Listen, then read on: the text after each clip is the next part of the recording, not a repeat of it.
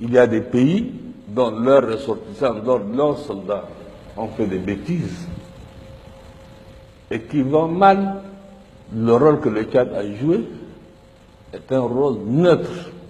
Vous pensez à la France, aux soldats de Sangaré? Un rôle neutre.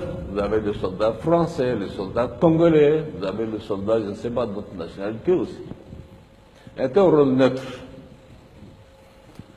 Par contre, les autres n'ont pas joué un rôle neutre. Qui a armé les anti-Balaka? Dans la journée, un détachement de l'armée française vient en reconnaissance sur la base du caporal Rombo. Quand notre caméra s'approche, malaise. La conversation s'interrompt. Le capitaine va engager la discussion avec la milice chrétienne. Il marche sur des œufs. Qui a armé les anti-Balaka avec des grenades? Qui a armé les anti-Balaka avec des Krachnikov et des munitions? Le caporal Rombo passe un coup de fil à un adjudant de l'armée française.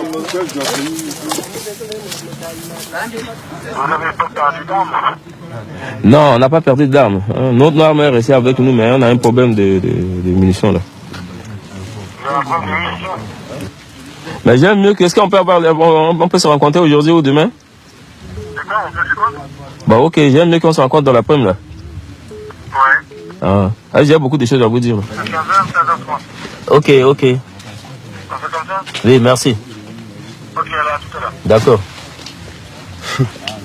Rendez-vous est pris, la réunion a lieu sur la base du caporal Rombo, loin de nos caméras. Nous n'avons pas le droit d'y assister.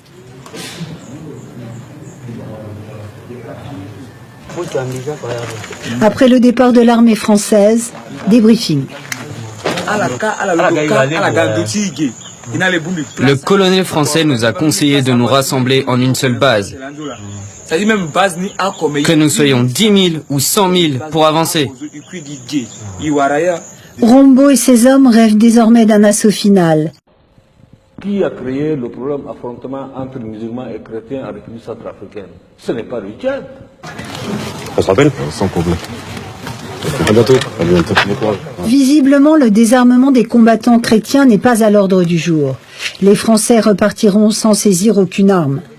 Notre interlocuteur prétend avoir eu des assurances de l'armée française. À la fin de la discussion, ils m'ont dit on se calme. Ils vont ratisser et dès que la voie est libre, on pourra avancer. C'est ce que l'adjudant m'a dit. Il m'a donné ses 2 numéros de téléphone.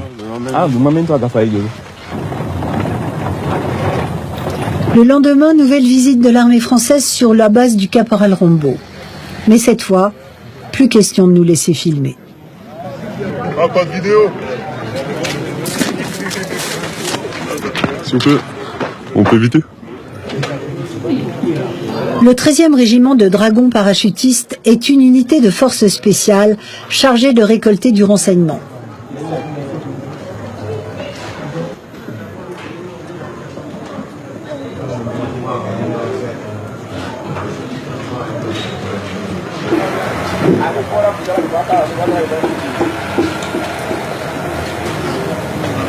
L'heure de la revanche a sonné.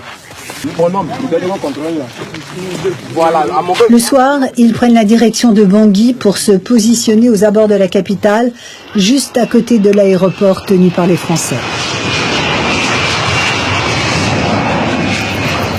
Veillée d'armes et dernier conseil de guerre.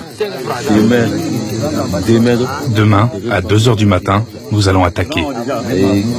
Quelles que soient les conditions, on va tirer avec la mitrailleuse. Mais soudain, le caporal Rombo est appelé par son aide de camp.